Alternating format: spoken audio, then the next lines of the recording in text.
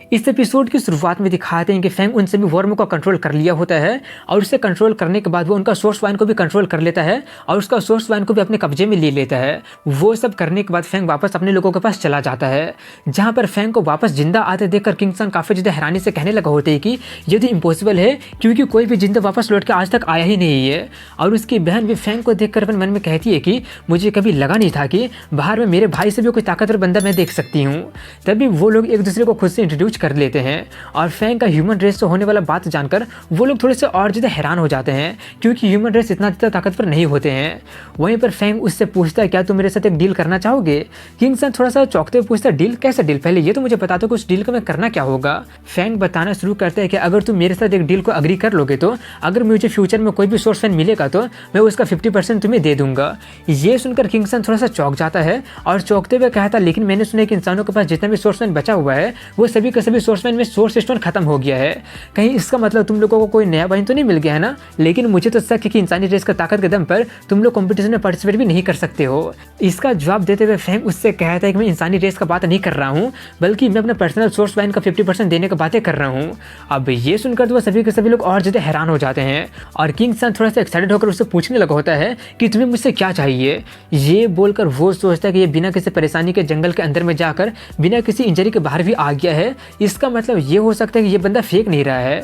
वहीं पर फैंग उसका जवाब देते हुए उससे कहता है कि अगर तुम्हें अपने की मिशनरी को भेजकर ह्यूमन रेस के साथ में एक अग्रीमेंट साइन करवा के वर्ल्ड को अनाउंस कर दोगे तो जब टाइम आएगा तब मैं अपने 50% तुम्हें दे दूंगा।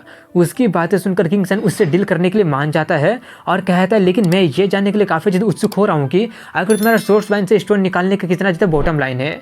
ये बोलकर वो फैंग पर गैम्बल करने का रिस्क ले लेता है। वहीं पर फैंग बताने से ज़्यादा अच्छा दिखाना समझता है, इसलिए वो सभी स्वॉर्म को यानी सभी वर्म को उसके सामने कंट्रोल करके दिखा देता है, जो देखकर उन सभी लोगों की आंखें फटी की फटी रह जाती है। और किंग सन काफ़ी ज़्यादा हैरानी से कहता है तो जिस वाइन की तुम बातें कर रहे हो कहीं ये उन स्वॉर्म का तो नहीं है ना। फैंग हाँ में जवाब देते हुए कहता है क्या तुम चेकआउट करना चाहते हो। किंग सन काफ़ी ज़्यादा डर गया होता है और वो कहता नहीं तुम जैसा बोले हो सब कुछ वैसे हो जाएगा। उससे डील करने के बाद फैंग लोग वापस अपनी ह्यूमन सिटी में वापस आ जाते हैं, जहाँ पर सभी लोग वुलिंग क्लान के बारे में बातें कर रहे होते हैं कि उनका डिवाइन ओरिजिन स्टोन गायब हो गया है और अब वो सभी मेजर रेसेस को यंगर जनरेशन को पकड़ पकड़ कर उनसे रैंसम मांग रहे हैं। उनकी सभी बातों सुनकर फैंग उससे पूछ लेता है कि आखिर यहाँ पे हो क्या रहा है। वो लोग बताते हुए कहते हैं कि ह्यूमन रेस 3 मेजर रेस को ज्वाइन करने के बाद वुलिंग क्लान में बीस्ट किंग को खत्म करने गए थे, लेकिन हमें वहाँ पर उनका कोई भी डिवाइन स्टोन मिला ही नहीं और यहाँ तक कि वुलिंग क्लान वाले भी सभी लोगों को बंदी बना लिए हैं और सभी रेसेस से 1 लाख सोर्स स्टोन की मांगे कर रहे हैं। उनकी सभी बातें सुनकर फैंग सोचता है कि ओरिजिनली में तो मैं वुलिंग क्लान वाले को बस थोड़ा सा एक सबक सिखाना चाहता था, लेकिन लगता है कि मैंने उनका डिवाइन स्टोन के टेम्पटेशन को कम समझ लिया था। वहीं पर वो सभी लोग अपनी बात को जारी रखते हुए कहते हैं कि अभी का सिचुएशन काफ़ी ज़्यादा खतरनाक हो गया है और सभी रेस का यंग टैलेंट को मोबिलाइज कर लिया गया है। ये सुनकर फैंग सोचते हैं कि अगर ऐसी बात है तो जरूर हाउतियन भी वहीं पर होगा। ये मैटर मेरे वजह से शुरू हुआ था, इसलिए मैं नहीं चाहता हूँ कि मेरे वजह से उन लोगों को कुछ परेशानी हो जाए। ये सोचकर वो अपने दोनों गर्लफ्रेंड को वहीं पर इंतजार करने के लिए बोलकर खुद ही वहाँ पर देखने चला जाता है कि वहाँ पर आखिर हो क्या रहा है। इसके कुछ देर बाद का सीन दिखाया जाता है, जहाँ पर सभी ह्यूमन रेस वाले को दिखाते हैं जिन्हें काफ़ी सारे वुलिंग क्लान वाले चारों तरफ से घेर लिए होते हैं और वुलिंग क्लान का थर्ड मास्टर वूमेंग उन सभी लोगों पर हमला करने का ऑर्डर दे देता है, इसलिए उसके सभी के सभी लोग उन लोगों पर अटैक कर देता है। लेकिन यान फैमिली का यान मो नाम का बंदा, जो कि यान फैमिली के यंगर जनरेशन में सबसे ज़्यादा ताकतवर होता है, वो उनके अटैक से सबको बचा लेता है और हाउतियन को रिट्रीट करने के लिए कहने लगता है। हाउतियन अपने बाकी के मरे हुए लोगों को और बाकी के जख्मी लोगों को देखते हुए पूछता है लेकिन उनका क्या होगा।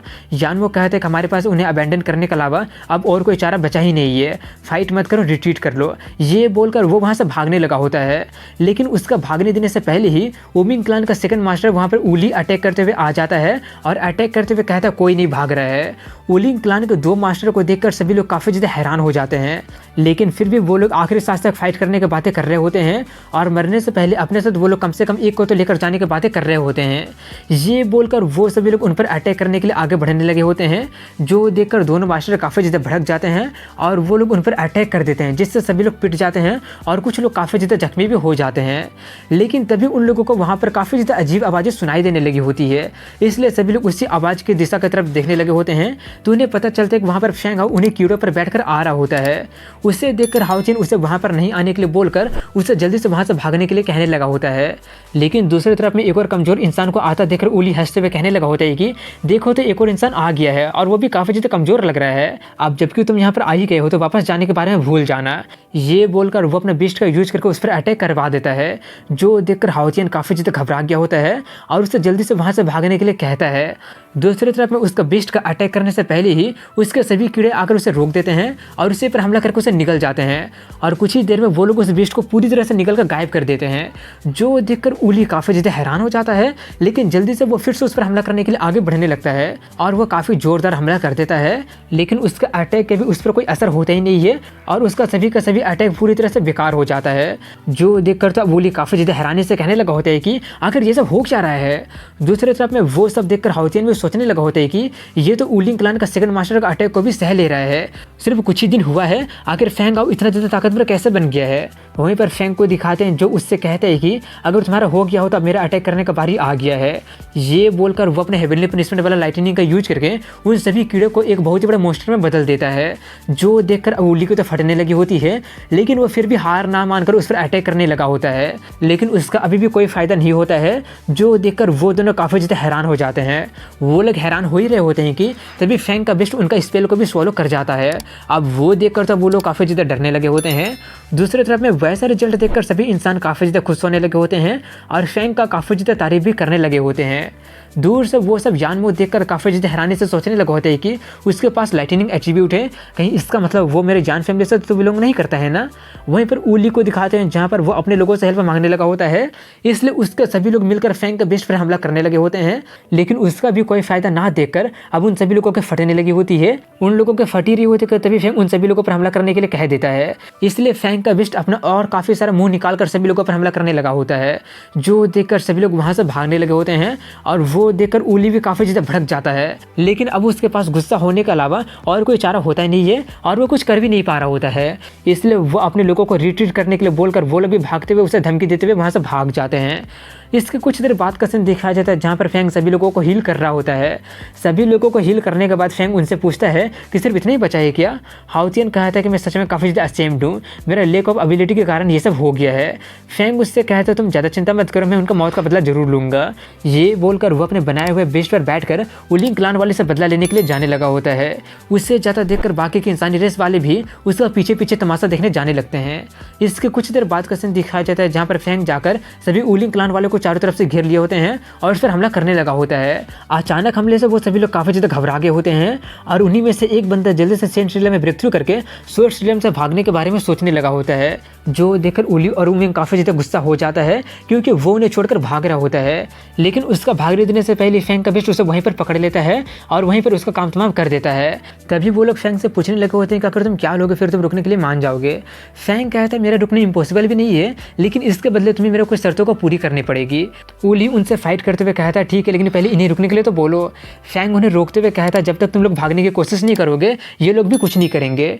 दूर से वो सब देखकर यानमो हाओ चिन से पूछता है कि आखिर वो बंदा कौन है और वो किस फैमिली से बिलोंग करता है। हाओ चिन उससे अभी भी वहाँ पर देखकर थोड़ा सा चौंक जाता है, लेकिन फिर बताते हुए कहते हैं कि उसका नाम फेंग हाओ है और वो कह रहा है कि वो फेंग फैमिली से आया है। उसकी बातें सुनकर यानमो थोड़ा सा सोचते हुए कहता है कि क्या ऐसा कोई ताकतवर फैमिली होंगमेंग रियल में एग्जिस्ट भी करता है क्या, लेकिन मुझे पता क्यों नहीं चला।